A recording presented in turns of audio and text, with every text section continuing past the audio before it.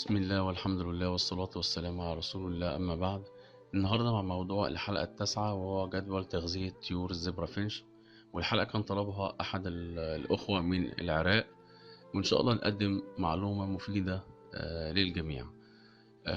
بالنسبة لجدول التغذية، أنا هتكلم عن جدول التغذية الخاص بي، وإن شاء الله يكون في إفادة لكل المربين. أولا هنبدأ بالحبوب، وطبعا الحبوب هو الغذاء الرئيسي أو الأساسي لطيور الزبرة أو الطيور بصفة عامة. خريطة الحبوب المكونة اللي أنا بستخدمها في الموسم أو موسم الإنتاج. أنا بحط 2 كيلو بنكم مع 1 كيلو دنيبة مع نص كيلو فلارس. موسم الإنتاج أنا بزود البنكم شوية، بزوده بيكون 2 كيلو على كيلو دنيبة ونص فلارس. موسم الراحة زي ما هنشوف هيكون في اختلاف بسيط، لأن أنا بزود الدنيبة، بخلي في تعادل أو بعمل معادلة ما بين الدنيبة والبنكم، لأن أنا في موسم الراحة مش محتاج قد الطير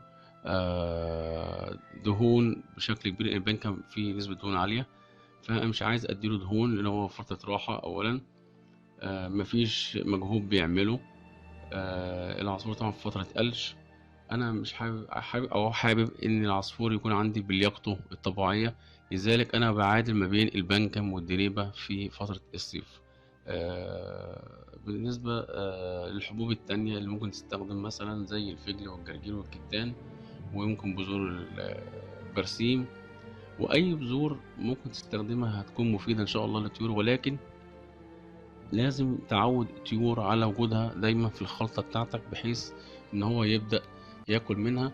وطبعا نسبتها هتكون تقديرية منك. انت هتتابع الطيور بتاكل ايه، يعني طبعا البذور في الغالبية البذور بتكون غالية شوية، فتستخدمها بنسب بسيطة. الحاجة التانية هنتكلم فيها لو خلطة البيض. خلطة البيض طبعا من الأشياء المهمة جدا، أنا بستخدمها بشكل يومي خلال موسم الإنتاج.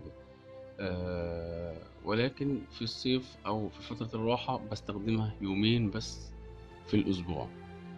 ولكن أهم شيء إنك لازم تتابع الطيور، ولازم تتابع خلطة البيض بتاعتك. أنت تحطها خلال ساعة أو ساعة ونص، تكون شلت كل البواقي الموجودة من خلطة البيض، خاصة في فترة الصيف. درجة الحرارة بتكون عالية، البيض هيفسد معاك بسرعة، طبعا هيدي معاك نتيجة عكسية تماما على الطيور، واحنا عايزين نحافظ على طيورنا بشكل أكبر. تالت حاجة الخضروات. أنا بستخدم برضو حاجات بسيطة أو حاجات المتاحة ومتوفرة بصورة كبيرة، زي الخيار والخس والجرجير. الخيار أنا بقطع الخيار شرايح أو حلقات، وبقسم الحلقة، كل حلقة نصين، يعني نص شريحة، وبحط لكل جزء نص شريحة. ممكن أزود لو في حالة إن الجوز عنده عدد فروخ أكبر، أو هو استهلاكه للخضروات بشكل كبير. في جوز هتلاقيه بياكل كويس جدا في الخضروات، وفي جوز هتلاقيه أكله بسيط. طبعا ده بيرجع للمربي ومتابعته لطيوره. الخس بحط نص عود لكل جوز، والجرجير بحط عودين لكل جوز. برضو النسب انت ممكن تزود او تقلل حسب رؤيتك لطيورك ومعرفتك بطيورك. رابع حاجة، وطبعا دي بتكون قليلة شوية أو قليل اللي بيستخدمها لطيور الزبرة، وهي الفواكه. الفواكه طبعا من الحاجات المهمة جدا، وفيها طبعا فيها ألياف وفيها فوائد وفيها يعني فيتامينات طبيعية، وفيها أشياء مهمة جدا زي الخضروات بالظبط. أنا بستخدم التفاح والبرتقال والبطيخ. بحط نص شريحة لكل جوز من التفاح، برضه بقطعه حلقات وبقسمه نص شريحة، بيكون على نصين أو نص دايرة يعني، وبحط لكل جوز نص شريحة. نفس الكلام بعمله في البرتقال، ونفس الكلام بعمله في البطيخ، ولكن البطيخ بعمله مكعبات صغيرة، أو ممكن أقدم قطع أكبر لو أنا طبعا عايز إن البطيخ هيكون في فصل الصيف، فأنت في فترة راحة، وبتكون مجمع كل أو أعداد كبيرة شوية في سلكات تكون واسعة بحيث إن الطير بيبدي الريش وأنت عازل طبعا الجواز عن بعضها، فممكن تحط نسب أكبر، وبرضه تتابع وجود الفواكه بشكل كبير. يعني ما تخليش الفاكهة موجودة بشكل ساعتين تلاتة أربعة، لأ بلاش.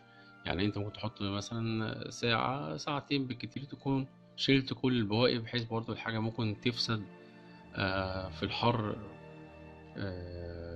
فصل الصيف طبعا في درجات حرارة مختلفة، مش كل يوم درجة حرارة ثابتة يعني. فلازم تتابع ولازم يكون لك رؤية لطيورك بشكل كبير جدا. كده احنا اتكلمنا اعتقد عن الحبوب والفواكه والخضروات وخلطة البيض. اعتقد كده ان شاء الله ما فيش حاجة احنا سايبينها. ممكن طبعا يكون في اضافات تانية المربين بيشتغلوا عليها، لكن ده اللي انا بشتغل بيه الحمد لله، ناجح بيه جدا الحمد لله. واتمنى اكون افدتكم بس، وده اهم شيء. وانتظرونا ان شاء الله في الحلقة القادمة، حلقة برضو مهمة، الحلقة العاشرة ان شاء الله، حلقة مهمة وهتفيد ناس كتير. ومش حابب اطول عليكم اكتر من كده، وكل عام وانتم بخير، والسلام عليكم ورحمة الله وبركاته.